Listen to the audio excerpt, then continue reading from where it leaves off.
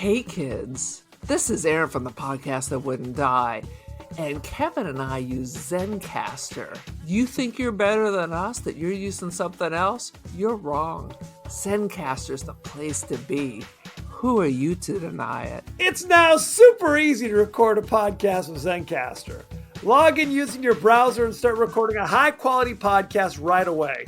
Record studio-quality sound and up to 4K video with your guests. Go to zencastr.com/pricing and use our code DIEHARD and you'll get 30% off your first month of any Zencastr paid plan. We want you to have the same experiences we do for all our podcasting and content needs. It's time for you to share your story. Only a fool will give up a chance for a 30% discount.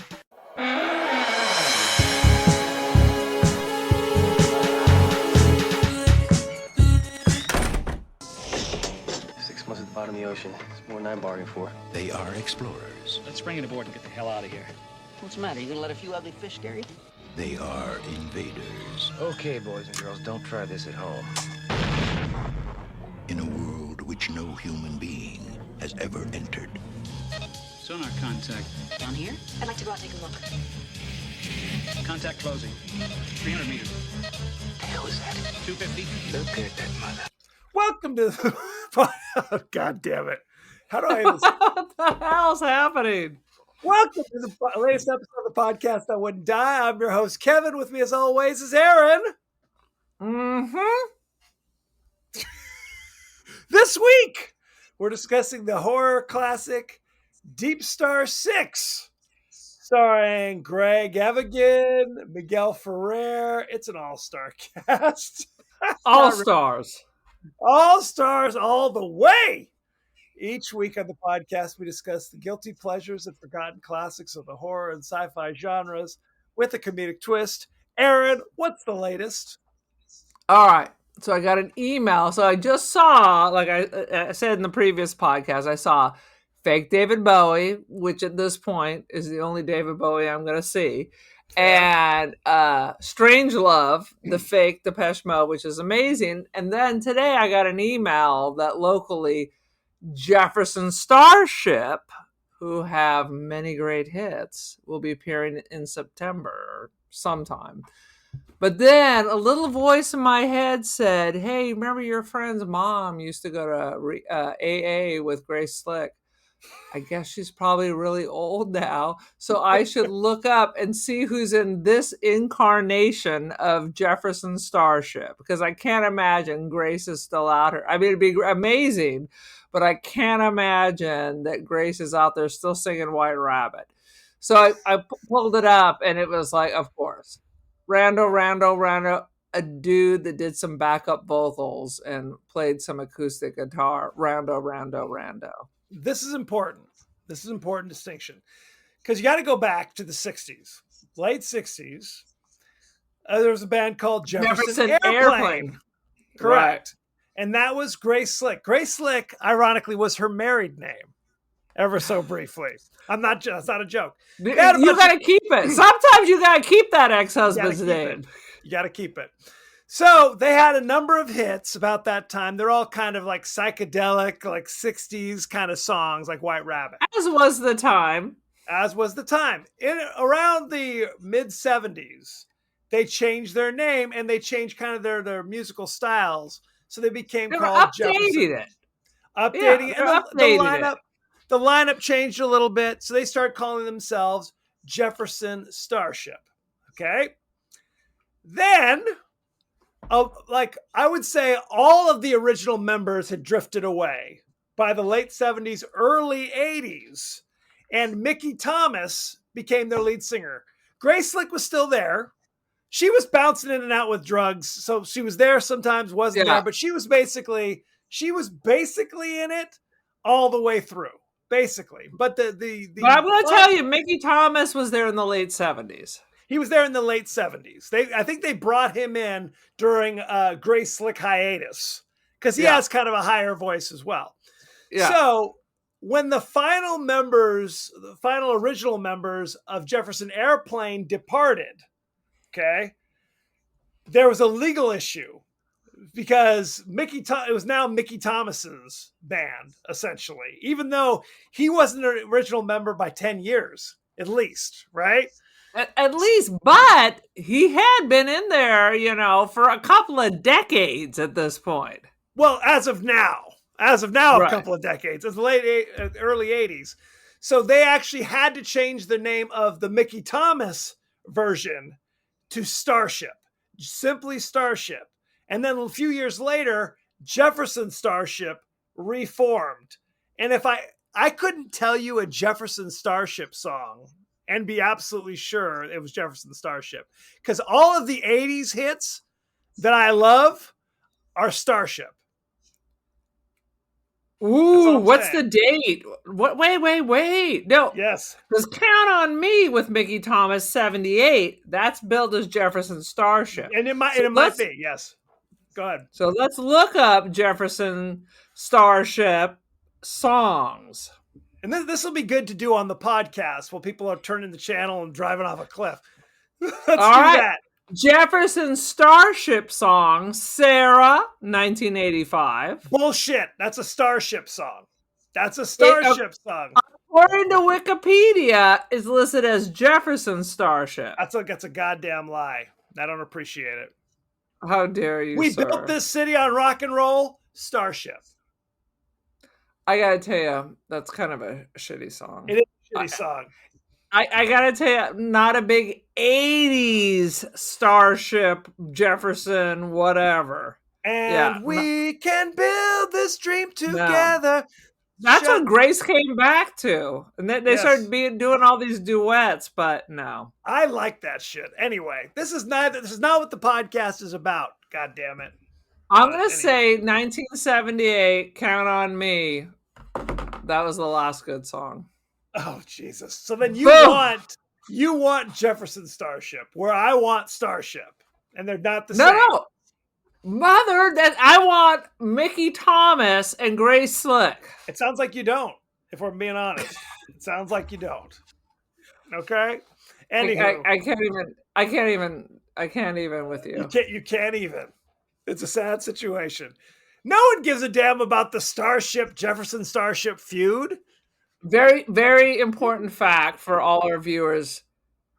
The Dohertys like to discuss politics, music, and shitty movies. I was going to say, hopefully movies gets on the list somewhere. Or we may be in trouble. Oh, sweet Jesus. I just spent an hour texting our brother about how women have ruined the Democratic Party. Just an hour of your brother telling me that. Why would you even open that can of worms with baby bro? He sent me something and I ignored it, and then 3 days later he's like, "Hey, you never commented on this." I was like, I don't even remember what it was. That's the right answer. I have blocked it from my brain. He does not send me shit anymore. That's neither here nor there. Aaron, let's get this train on the tracks. Give us your 30-second synopsis of Deepstar Six. Once again, in the future, all things are dirty and rusty. This is a vehicle, oh man. The women are only there to provide comfort or to die. It's, I don't know, it's always a mining expedition, but now it's under the sea instead of outer space. So there's a hole under the crust. Maybe it's a tunnel. Hey, it's full of roly-polies that want to eat you. So one by one, nibble, nibble, nibble. And then they escape, the couple, to live happily ever after. I don't know if it was full of roly-polies. I think it was just one giant crawfish. Crawdaddy. I can't tell if it was a roly-poly or is it a sand crab like we used to find at the beach. Unclear. Somewhere between the two, and giant. And sometimes much larger from shot to shot. Like sometimes it's as big as a person. Sometimes it's as big as a building, even though it's the same location and same scene. Interesting. Well, that's always kind of a fun thing they do. Somehow it's gotten inside the underwater capsule and can swim and hide in like a puddle of water. The thing was as big as a school bus. Unclear what. Yeah, scale goes right out the window. I mean, I'm not a Scientologist, but it There does it seem comes. like we're lacking in some of the science that goes on. I mean, I don't go deep water exploring, but I'm pretty sure there's pressure. It's pressurized. So when you open the little thing for the water, it just doesn't flood your little pod. Am I crazy?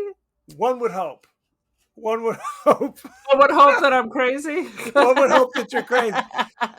There's a bit of a backstory to this. This is the summer of '89, and this was the year of undersea adventure, because this same year another movie came out, the James Cameron, Ed Harris undersea adventure, The Abyss, which was later nominated for a shit ton of Academy Awards for special effects. I want to say I saw it, but I honestly have no idea what happened in that movie. Oh, we But it's are adding James it to the Cameron. list. It's James Aye. Cameron. It's Aye. between. It's basically in between Aliens and T2. He did The Abyss, which was a hit. It's kind of a forgotten James Cameron thing, but it was a hit and it did well. It did reasonably well in the technical areas of the Oscars. All right. So not in the acting or writing or directing that we give a shit about. No. Gotcha. No. Other movies that came out within that same year that dealt with undersea shit was a movie called Leviathan, starring Peter Weller, the guy who played RoboCop, and Hector Elizondo and Ernie Hudson, and another kind of all-star cast. I do believe I've seen that. I'm adding it to the list as well. Roger Corman also did a movie starring Priscilla Barnes, Terry from Three's Company, called Lords of the Deep, which I saw much later and have no desire to see again, because it was like the I was like, you perked value. my interest there and then crushed my dreams. And then crushed the dreams. So the only reason why I mentioned The Abyss is because the effects are so amazing in The Abyss. And then you watch Deepstar 6 and you're just like, what is this? Where it's half of the movie is kind of like, fake underwater, where it's like, oh, we're under, because you turn on the fan or something and I move really slowly to make it look like I'm underwater. There was a lot of shitty model work under the water where it's like, what's this thing that's floating along? Where it's like, I don't see propellers. I don't know how this thing is moving because it's just like a still image floating across the screen. There's a lot of that you have to look forward to. And then, of course, the paper mache monster that shows up an hour into the movie. I don't know if they're trying to do a Jaws thing where it's like, we don't want to show you the monster yet because it did so well for Spielberg. An hour plus into the movie, you finally see this thing and you're still not sure what you saw. So I'm still down with less is more. Less is more, friend. Had you ever heard of this movie before? Never. I thought it was some shit you made up. Did you see this on what was it? Joe Bob or something? This was a movie. I was either in 8th grade or 9th grade. This was a movie that was either a video rental for a sleepover, or we were flipping channels on the movie channel, right? Or HBO. What do we got? Yeah. And it popped up. I absolutely saw this, but I have not seen it in at least 30 years, 35 years. So when I suggested it, I did not know what I was doing. Clearly. Clearly you had a fever of some sort. Oy, oy, oy. Now, I know you searching the internet. What exactly are you doing in the middle of our podcast? I'm listening to you, but I'm also looking at the movies on the list for the up and coming. Okay, that's fair. Thank you for multitasking.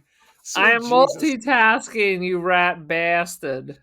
Why don't we jump right into the highlights, Aaron? What do you got for Deepstar 6? I think the highlight of the show and what really made it for me was this line. she gonna wet her panties. There is nothing much you could say to a woman if you really want to put a full cringe factor in and hope to never be late again is to use that sentence. And I believe, if I'm remembering this correctly, this movie is chock full of actors you've seen on TV ever so Yeah. briefly in the 80s. You had Greg Evigan, who's our protagonist, right? Mhm. He's doing BJ and the Bear, My Two Dads, which was not a progressive TV show about a gay couple. It was kind of a three men and a, and a little lady kind of bullshit where it's like, God, I forgot about that. Greg Evigan and Paul Reiser were the two guys who had sex with the same woman and still don't know who the father is. Yeah, Dude, that could have been an odd couple. absolutely. So Greg Evigan, who did not, he sang a lot of the shit for the movies he did. I think he sang the theme to BJ and the Bear. He definitely sang the theme song to My Two Dads. So He didn't see the love song theme from Deepstar Six. he didn't, and I was very Oh, upset about that. Other people you may or may not recognize. You got Miguel Ferrer, who was in RoboCop a year or so earlier, before he got blown up. He has the curse of men where, like, maybe you weren't very attractive when you were younger, but like his dad, he got more attractive the older he got. Oh shit! Which is Is he a f***ing thing that men do. the thinking woman sex symbol? When have you seen him Such a lately? gobble. When have you He's seen dead. him? He died. Did He Miguel died Ferrer fairly die? young. Yeah, Oh, he shit. died. How George dare you. How Clooney's thoughtless first of cousin, you. by the way. George Clooney's first cousin. That's right, because Rosemary Clooney was married to his father, That's but correct. not his mother. Yeah. Wait a minute. I thought Rosemary Clooney was Miguel Ferrer's mom. Is she? I didn't thought. think it was. not. Boom! I gotta go to the interweb for that one. Unclear. But All right, he's keep in talking. this. Oh, geez, we're doing this again. He's in this. Torian Black, who was on Hill Street Blues. He's the captain of the ship, who was later crushed by a door in a most bizarre fashion. You're right. Rosemary Clooney is his mother. See? There you go. This is what He looks a lot like his dad. He does. He looks a lot like Jose Ferrer. Who else is in this movie? Murray from Riptide. See, Riptide was one of those private eye shows from the 80s where there's two guys who are Vietnam vets who live out of a boat in the marina, and they hire the nerdy guy to help them with a robot to help them solve crimes. And that's Murray, the guy who has a horrible beard and says, "This will get her panties wet," or something along those lines, which is, it's not a good line. Let's not ever repeat that line.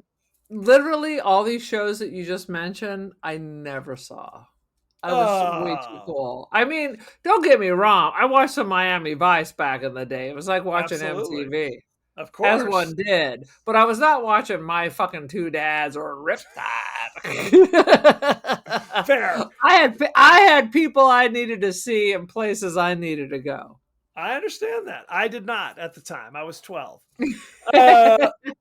Also, in the cast, the doctor is played by Ferris Bueller's mom.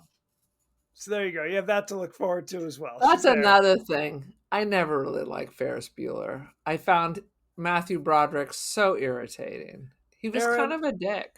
I feel like you have no soul and you have no ability to experience joy.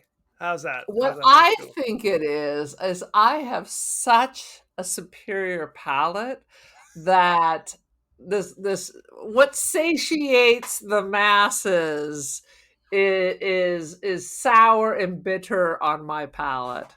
Fair enough. So anyway, Deepstar Six, they're a mining platform or some shit, but they're there to plant like a nuclear missile platform at the bottom of the ocean. I don't know why. What the thought process is. Because maybe in the future, I mean, in the Star Trek movie, yes, they had to bring the whales back. So maybe in the end, because they brought the whales back, the world is now at war with whales. They have become like all those sharks that they're too smart and now they're after us. So now we have to use nuclear weapons to kill the whales. Wasn't that a Star Trek movie? The Voyage Home was about the whales and how we have to kill them. Is that I'm sorry, did you not hear it? It was Spock's. It was Spock's plan. the search for Spock? Could be. They actually shot Spock's capsule into a whale and detonated the whale with it. The whale had it coming, no question. But before they can put the platform down, they discover there's a like a series of caves or some shit. And of course, the South African gentleman, whose name I cannot remember, Van Gelder or something, he says we have to just nuke that shit. Just blow up that area, the cave system, and we can level it out. Yeah. Just blow that shit up, and we can put the missiles down there as well. Sounds Why don't good. you just move the missile 25 feet over? Can't do Where that. there's not a cavern. No can do. We got to blow that shit up.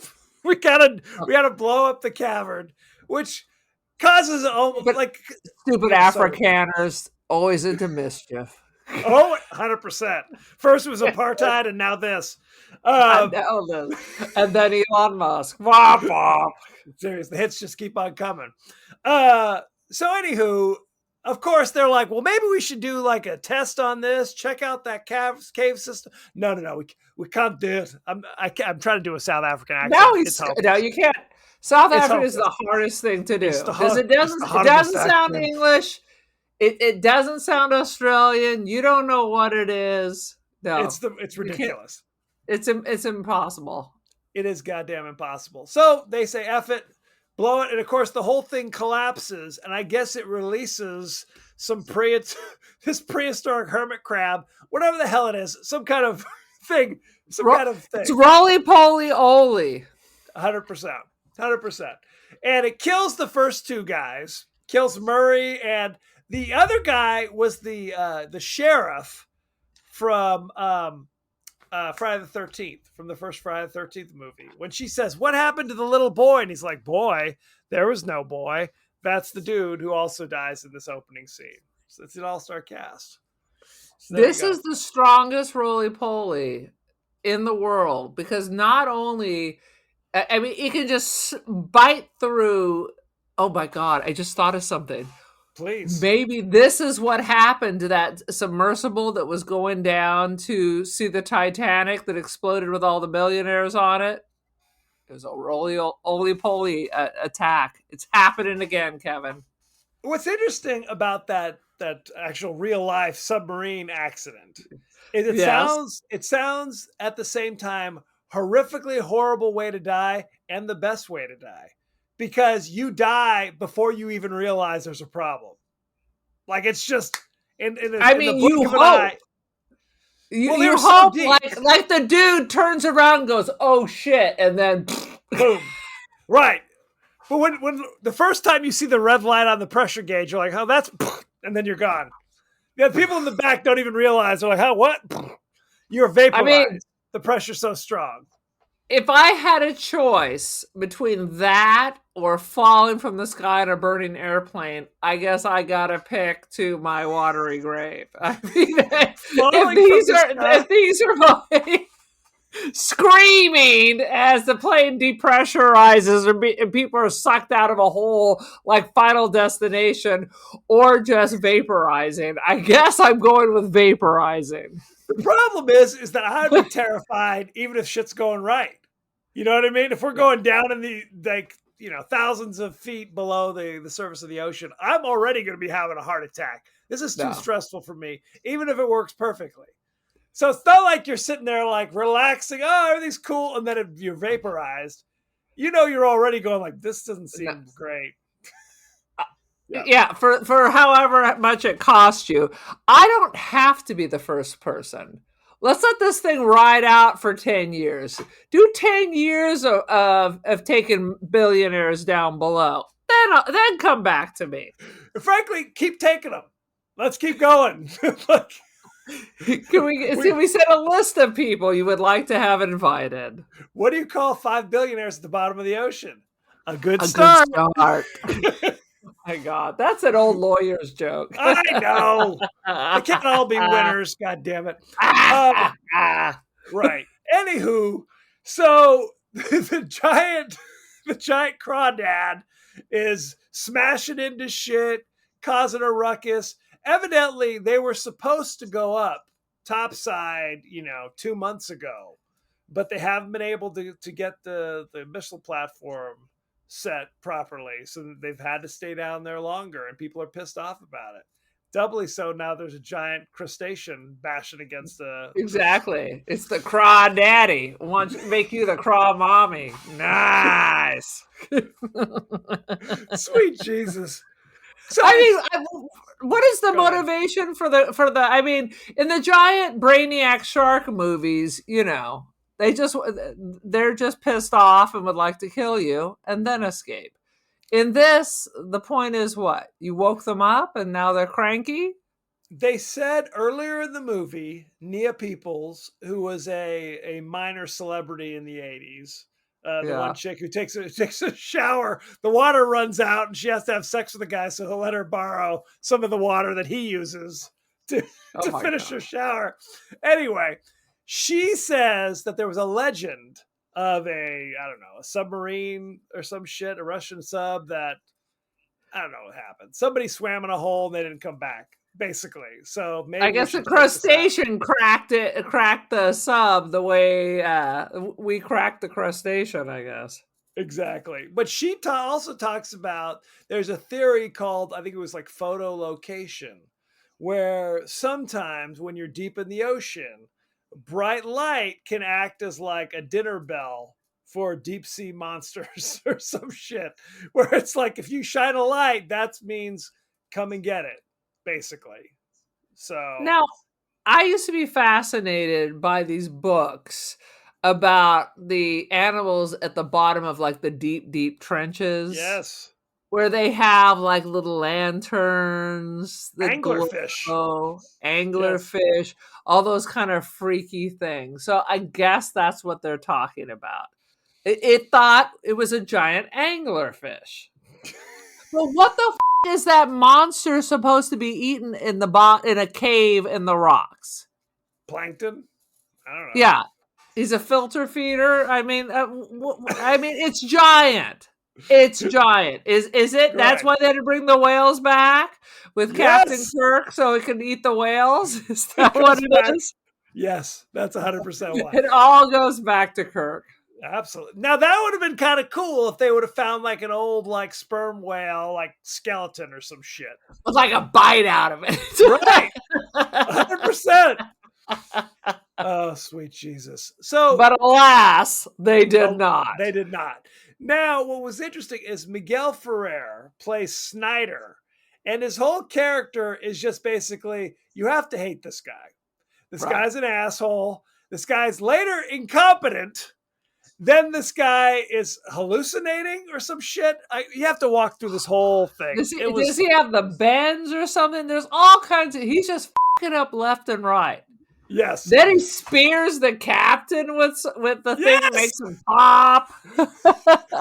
Okay, so number one, they're like, well, before we leave, we have to secure the nuclear missiles we're leaving at the bottom of the sea. So he taps some shit into the computer and frickin' detonates the nuclear weapons at the bottom of the thing. As you're watching it, you're like, this doesn't seem like a good plan. What is this guy a moron? Unsafe. Yes. Yes, he is. He blows it up, and people are like, what are you doing?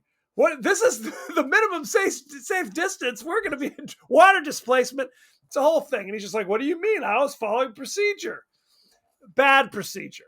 It was a bad move. He was constantly either locking everybody in. He was like the robot dude in Alien. It was like he's got some other secret mission, but he doesn't. He's just a fuck around. When they accidentally let the creature in, everyone is like running for the door, and Snyder locks the door and locks them out ever so briefly. But luckily, Ferris Bueller's mom lets him in, and Greg Evigan knocks his block off a little bit, rightly so.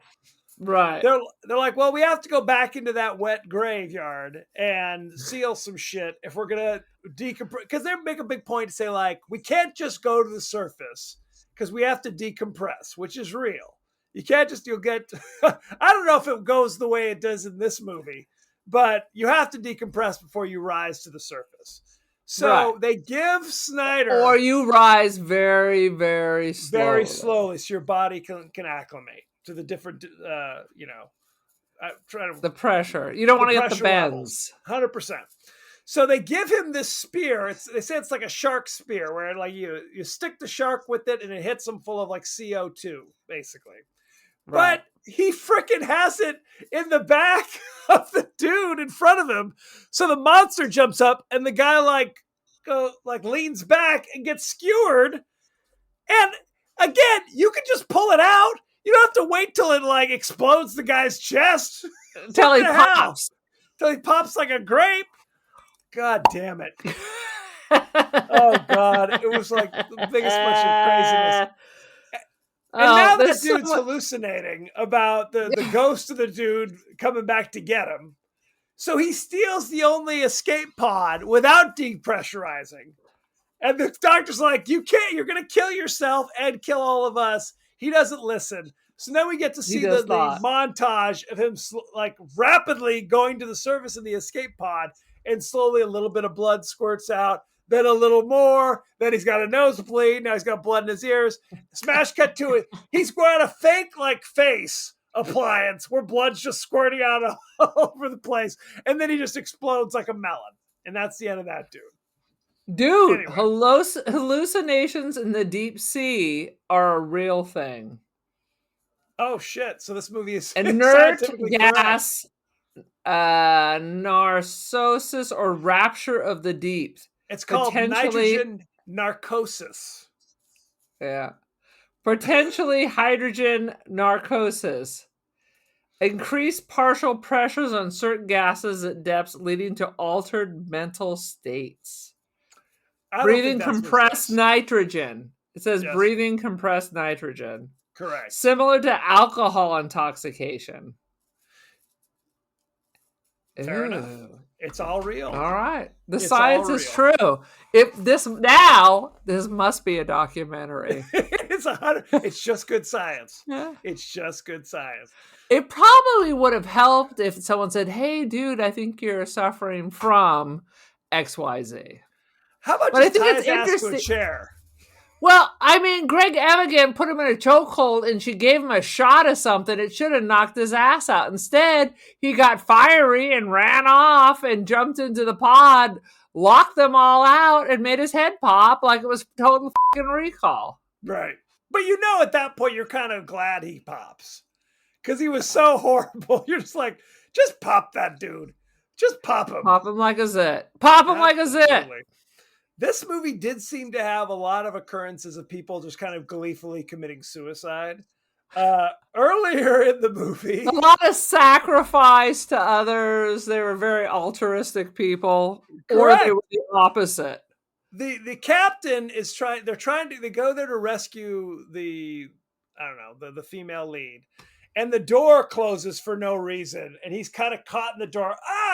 They're like, we got to lift him. No, we can't. It's stuck. I told you to get out. That scene made no fucking sense. Right. He wants them to leave. They're like wanting to help him, which makes a lot of sense. So then he's like, you know what? I'm just going to flood this. Because you won't leave. Why? I was like, why are they flooding this? How does this help?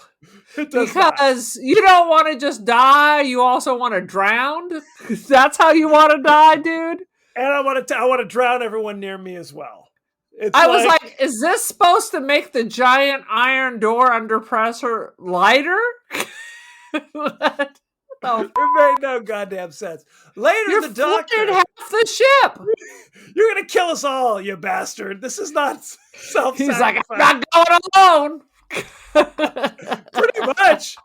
Later in the movie, the doctor is fighting with the cephalopod or whatever the hell it is, the mollusk, and she takes like these paddles, like clear to restart somebody's heart, but they were freaking huge. They were like Right. for use on a gigantic Sasquatch or some shit. And she's like, get in the pod. I'm just gonna electrocute the water, myself, and the creature. Hope it And all it works had no out. fucking effect on this thing. Right. Didn't do shit. Didn't do Yeah. shit. Killed So- her, but what the heck? Deep fried her Why ass. Why did she have to crawl in there? Couldn't she just throw the toaster in for the same effect? Where's the toast? Hurry! Get the toaster ready! Damn it! Like it follows. It's 100%. Absolutely. When they eventually, so they close the door and okay, we're going to sit here and decompress for how long? A week? We don't know how long they're in there decompressing. Then they slowly rise to the surface, right? But they're running out of, because that was the other thing. Not only did they set off the nuclear weapons, but now their nuclear reactor's damaged. So we have to escape before that shit goes off on top of every other goddamn thing. They managed to barely get to the top, like outrunning the blast and the shock waves. They get to the surface. Oh, fine. We're safe. And then there's the goddamn crawdad, somehow immune to a nuclear blast. Yes. To Makes multiple no nuclear sense. blasts. Multiple nuclear It was blasts. inside the metal ship Yes. when it blew up by a nuclear explosion, but Correct. seemed to, at the exact same time, reach the surface the same time they did. And I guess he doesn't need to decompress. He can just swim right to No. the top from the bottom of the ocean without suffering any ill effects. Interesting. It was the Not a scientist, stupidest- but okay. stupidest thing ever. And then Greg Evigan, but what does kill him is pouring diesel fluid on you and lighting you on fire.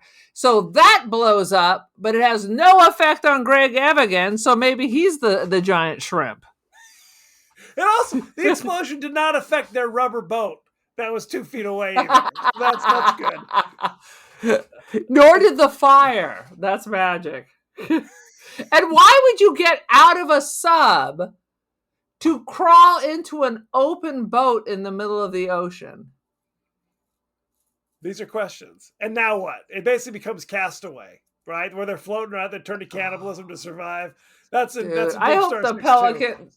I want the pelicans and seagulls to come and pick their wet eyes.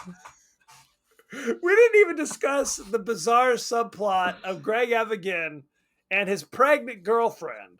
Because he's like, well, she was a Navy SEAL. I'm just some guy from New Jersey. It'll never work out. So she's... And he even says, oh, honey, you're just one of the guys anyway.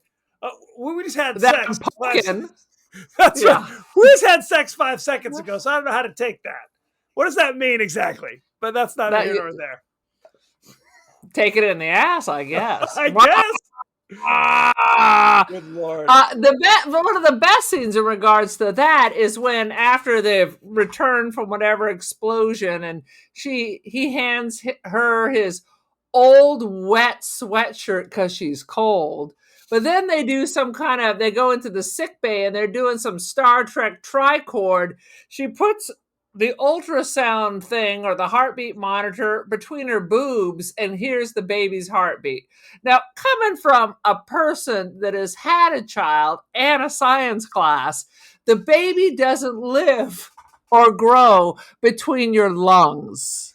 Just FYI.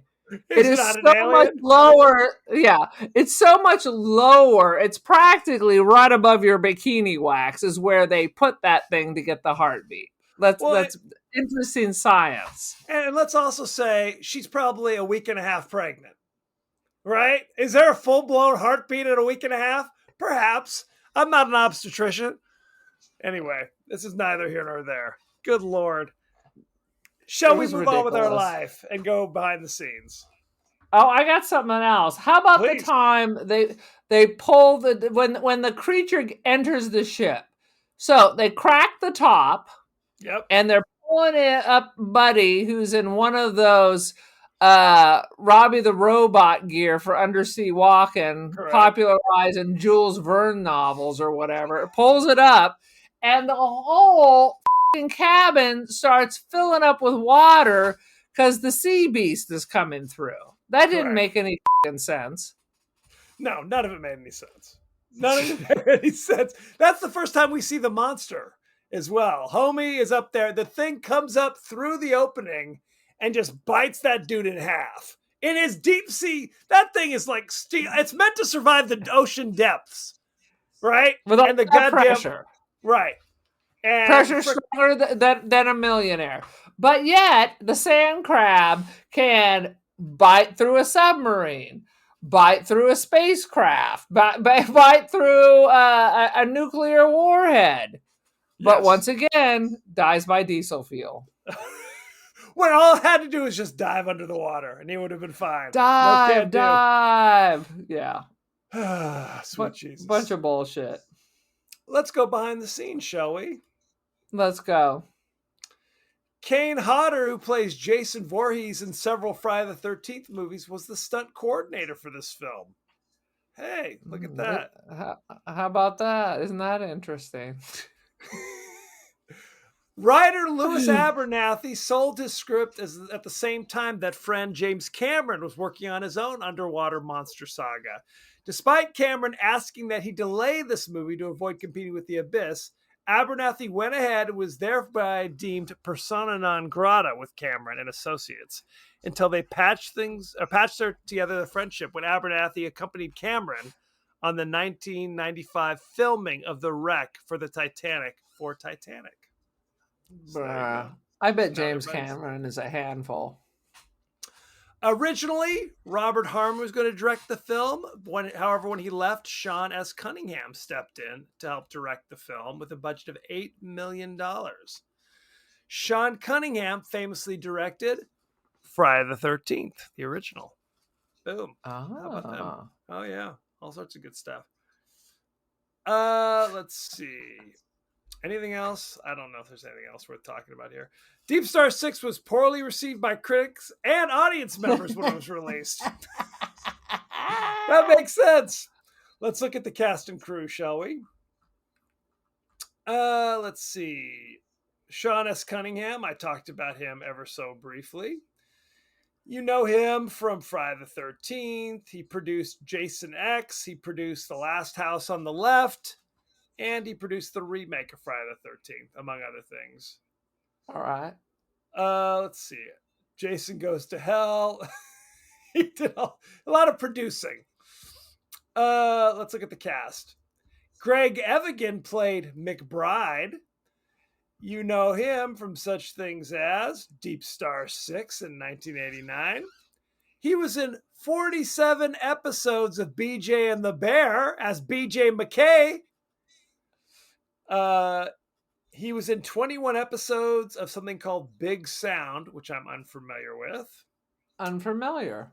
And in 2009, he was in something called Phantom Racer. It was a TV movie. Oh, poor Greg Evigan. Is that like Racer 8? It's something. Never mind. He's been in a ton of stuff, but I have to go back to My Two Dads, 60 episodes from 1987 to 1990. How about that? Let's see. Nancy Everhard played Joyce Collins. I looked her up, and I don't know what she's been in, frankly. She was in The Punisher in 1989. She played female doctor in 1990's Another 48 Hours. That's not great. No. She was in 28 episodes. If your character doesn't even have a name, that's not great. That's not great. 28 episodes of The Untouchables from 93 to 94, playing Catherine Ness. Does that ring any bells? I guess Elliot Ness's wife, I'm guessing? I guess. I did not know that was a series. I didn't either. Torian Black played Laidlaw, the captain of the ship, or the boat, or whatever the hell it is. You know him from Deepstar 6 in 1989. He voiced the character Roscoe in 1988's Oliver and Company. That was a Disney movie. He was in 144 episodes of Hill Street Blues, playing Detective Neil Washington. Dude, I love that show. I Never watched love it. that show. Well, you're too young, but I'm too it, young. it was the drama of its time. It was Absolutely. breathtaking. And he played Lawyer in 1979's Rocky II. Lawyer, female Not doctor. even Bob the lawyer. Let's see. Miguel Ferrer played Snyder. You know him. Is he dead? Did you tell me that? Yes. He died in 2017. That's a shame. Yes. Yes. He was in 117 episodes of Crossing Jordan from 2001 to I 2007. remember watching that at one point. Yeah. He was in 2000's Traffic. That was a Michael Douglas movie, if I remember correctly.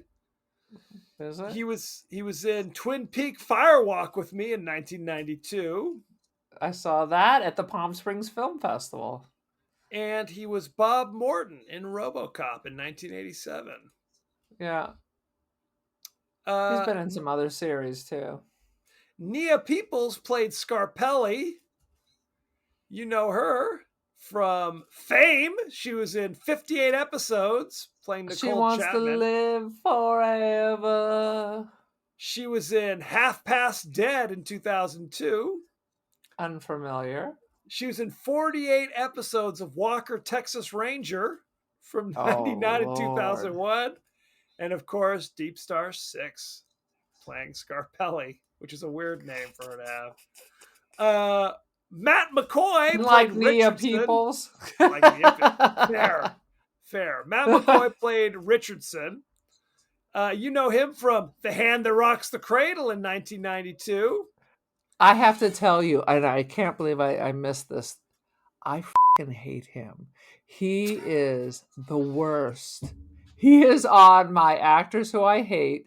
He was also on Seinfeld. Yes! And it's like he's a fake Baldwin. Like a weirder, more gangly, lesser Baldwin. Like a cousin. He played Lloyd Braun in 2 episodes of Seinfeld. Isn't that hilarious? Of course. It's burned into my memory. And yeah, Hand That Rocked the Cradle, a movie I've seen 1,000 times. I love that movie, but I fucking wanted him to die. He was the worst. We should add that to the list, honestly. It's a classic with Rebecca De Mornay. Absolutely. I know him because when Steve Guttenberg said, I'm not doing these horrible Police Academy movies anymore, they hired him to play Nick, the Steve Guttenberg stand-in, essentially. He was in Police Academy 5, Assignments Miami Beach. He was in Police Academy 6, City Under Siege. Just horrible. Horrible. First of all, Gutenberg's not exactly the star you need to shoot for, but this actor, and I don't know him personally, I just fucking hate him. Fair enough. Cindy Pickett played Dr. Diane Norris. You know her from such things as Ferris Bueller's Day Off. She was in Son-in-Law, the Pauly Shore vehicle. Oh, God. I remember seeing that and thinking that was the funniest movie. And I made my friends watch it, and it was so stupid. I was like, I must have been drunk when I saw that movie.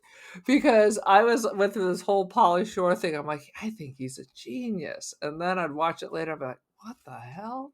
Genius might be pushing it. She was in Deepstar 6, and recently we talked about she was in 1992's Sleepwalkers. Okay, I hope you're sitting down. Last one I want to talk about is Tom Bray, played Hodges, one of the first people who's killed by the creature. You know him from Prince of Darkness in 1987, Deepstar 6 in 1989, 22 episodes of Nash Bridges in 2000 to 2001. I didn't see that shit. The Prowler in 1981, and the movie... I don't even know if that's a movie or a series. Is that about the Night Stalker? No, it was a movie. It was a movie. Yeah, it's about the Night Stalker. And he was in 56 episodes of Riptide, playing Murray Boz Basinski. There you go. It's an all-star cast. I can already tell I'd hate it. You probably would. Let's look at the ratings, shall we? Shall we? Deepstar Six currently has 17% on Rotten Tomatoes. that's a Ooh. shot. Do you know what the audience gave it? I bet the audience gave it a 28. 26. 26. Ooh. Uh, Either way, that ain't good. But ain't- this time I have to agree. No top critics for this one. I know you're I shocked bet. to hear. So I'm going to pick a couple of the not so top critics and let's see what they say.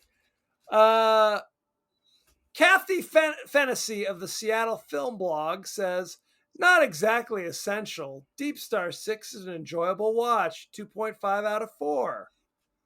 Okay. And Grant Watson from Fiction Machine says, it must be said there's not much Cunningham does wrong here, but at the same time, there's little or nothing that stands out. 4 out of 10. Well, that sounds like something wrong. What the hell? Fair. Now let's tune into our in-house movie critic, AI Rex Reed, and see what he has to say. Let's go.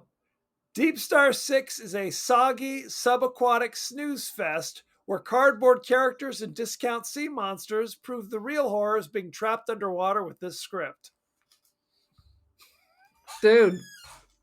Or this horror is being trapped in a theater watching this piece of shit. Absolutely. Once again, hats off to AI Rex Reed. 100%. He gets it. He gets us. He's our people. He's our people, for God's sakes. What is your rating, Aaron? If only we can build a Megan robot but it's Rex Reed, like a small Rex Reed who comes running in and gives us the review. That would be amazing. 100%. That would be amazing. What's your rating? Mine, I feel like I don't have the energy to even be clever. This is $2.50 and out of 5, and you don't need to see it. You don't need to see it. Out of 5. I mean, you ain't getting no change back. It's worse. It's worse than Willard. It's just not that interesting. It's just not that interesting. I agree. It's 2.5. It's just kind of whatevs. It's one of those things. At least Willard inspired our rage that we wanted to kill Willard ourselves. This does not inspire anything. It's funny because we did Underwater a couple of years ago, and that was another bottom of the ocean kind of shit, and there's shit in the water that had real tension. I remember like, oh my goodness, this one we're supposed to be concerned they're at the bottom of the ocean. We could give a shit. Truly. We could give a shit. As soon as they said panties, I'm out. I was like, "You're dying first, dude." You're dying first, no question. It's just kind of, again, I've seen worse, but this is just kind of forgettable. Is the best way to describe it. It's not worth watching. So, anyway, that's facts. That's facts. That's science. And that's just good science. Anything else about Deepstar 6, Aaron? No, it doesn't make any sense. It has the dude I hate. Young Greg Evigan, blah blah blah, whatever. It doesn't need to without exist. the bear, not worth it. It's not worth it. Thumbs down. So, thank you very much. You can follow us across social media. We're on Blue Sky, Threads, Instagram, TikTok. You could be watching us at YouTube to see our beautiful smiling faces. You can email us, the podcast that wouldn't die, at Gmail. We are on Apple Podcasts, Spotify, anywhere the finer podcasts are available. So don't forget to like, share, rate, and review, won't you? Won't you please? Aaron, what is your social media situation? I'm on the Instagram. I am the Cult of Aaron. Join the cult. I have art on Artsy and First Dibs. Check it out. Boom. As you know, we like to include the thoughts and feelings of our friends across the social media landscape. Aaron, what do we got? Sophia Varaga wrote to me asking, when are we going to do more Giallo? More Giallo. And I agree. I think next we need to record opera. I just watched opera, actually. So I'd Not be down. Oprah. I know what you're saying. Opera. Dario Argento's opera. It was on Joe Bob a couple weeks ago. So I just watched All it. right. So I'd be down with Boom. that. But I Boom. appreciate it. I'm sorry, was it Sophia Varaga? It was Sophia Varaga, one of our fans. Not Sophia Vergara? Just No. making sure. It's just a coincidence. Just a bizarre coincidence. Fair. People have similar names to other people all the time. I've heard it said. Next week, Aaron, what are we doing next week? What did I just say? Oh, is that what we're doing? I thought we were just making conversation. Okay. No! I wrote it down. Fair enough. Next week, we're doing opera, or as I like to call it, Oprah.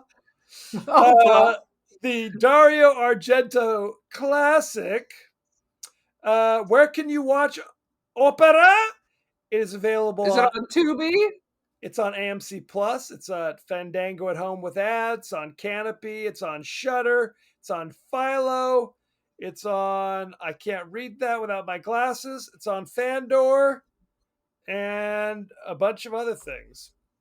Philo's the only thing that I actually recognize when you said all those words together.